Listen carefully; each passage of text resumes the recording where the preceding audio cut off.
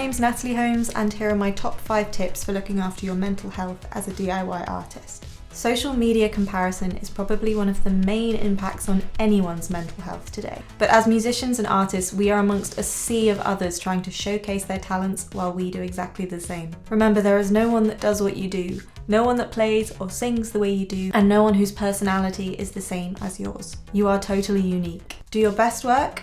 Let yourself be inspired by others and find a niche that feels authentic to you, whether that's a visual one, a sonic style, or a message you feel strongly about, and play into it. You'll feel true to yourself and driven to find new avenues for your music. For example, due to my own journey with mental health in my life and my career, I've ended up performing at yoga retreats and also composing sleep songs for children on the Calm app. I think the way to kind of sum it up is let the difficulty in breaking through on social media inspire you to find the most unique and authentic parts of yourself, so you won't even need to compare yourself to others. Number 2, wearing all of the hats. I am all too familiar with this and not the best example, but I've learnt from my experience, and I would urge you, if you're just starting out, to find people to get involved with what you're doing with your music. It gets harder as time goes on to unpick the habits of doing absolutely everything yourself, and to find people who aren't laden with adult responsibility who will have time and energy to help you. What I'm not saying is to jump on the first deal someone offers you, offering you all sorts of wonderful things. The theme here is the same: stay true to your authentic self. And hopefully you'll know when working with a particular person is going to serve you the way you want it to. Just try and remain open to sharing your vision with others, and hopefully someone will naturally connect with it. Wearing the hat of a manager, booking agent, tour manager, PR agent, graphic designer, social media marketing, before you've even started doing the performing and the songwriting and the singing and the playing and the honing your instrument and all those things. That's a lot of hats. It can seem really exciting and satisfying at first to try and prove that you can do everything yourself and also save some money in the process. But do you? Because it takes up your entire life, that is the question. But it is not sustainable. You will burn out. You will burn out. And with that, you are also risking burning out your joy for music. And we must not let that happen. So get down off your high horse. Yes, Natalie, and ask for help from other people. It will be more fun. It will be more efficient. It will be more productive. It will just be more everything. Now, it is true that doing everything yourself at the start might seem like the only financially viable option due to how hard it is to get paid in this industry, let alone enough to pay others to do things for you.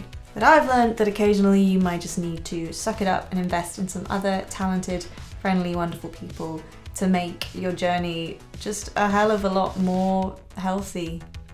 The perks of this are also you get to share the experience. You get people to bounce your ideas off of. You get laughter, you get memories, you get more than a job. These people might help you realize your vision, take the pressure off, and motivate you. You will not regret it, I promise. Your art will be so much stronger and the whole experience will be more fulfilling. Number 3, routine.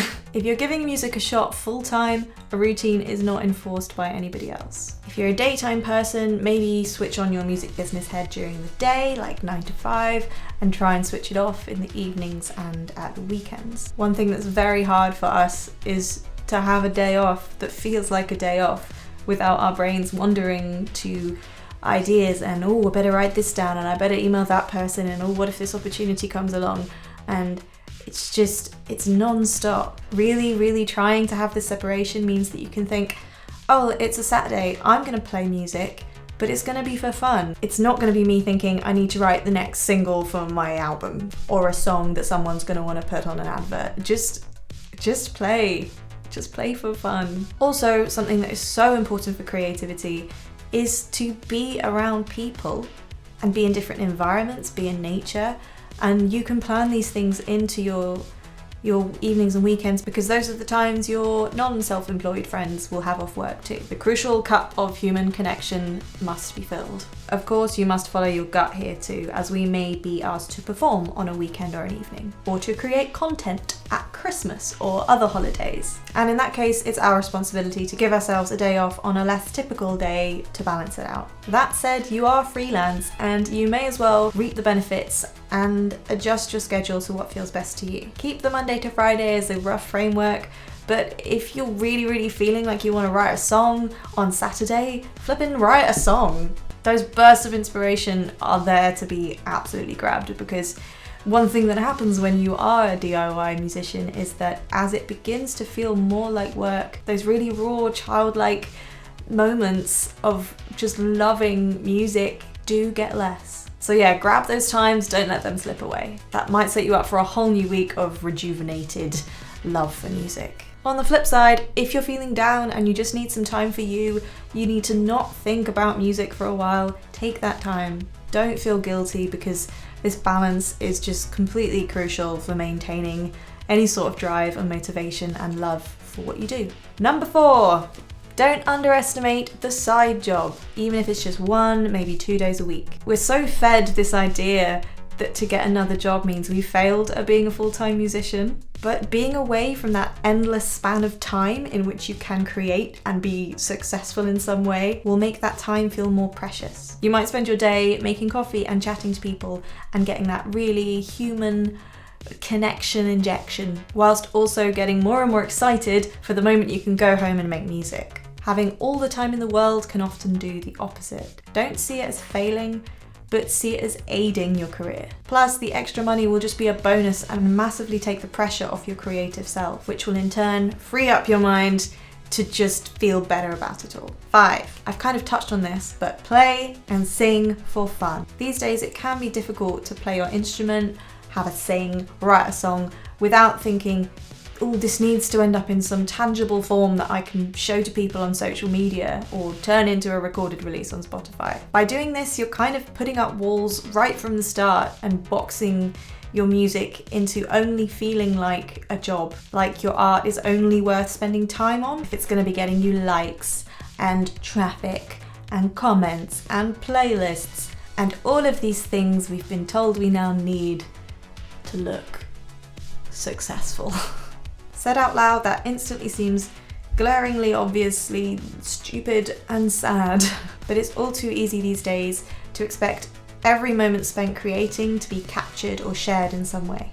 Off the top of my head, these are things that I think I should do. If you have friends that are musical but aren't pursuing it as a career, maybe organise a jam session. You're gonna see the joy on their faces as people who haven't adopted the music business mind, and you're gonna be taken back with them to that childlike, excited place of making sound. You, brackets me, could also join a choir or sing along to the car radio and explore your voice really crazily. I do that a lot.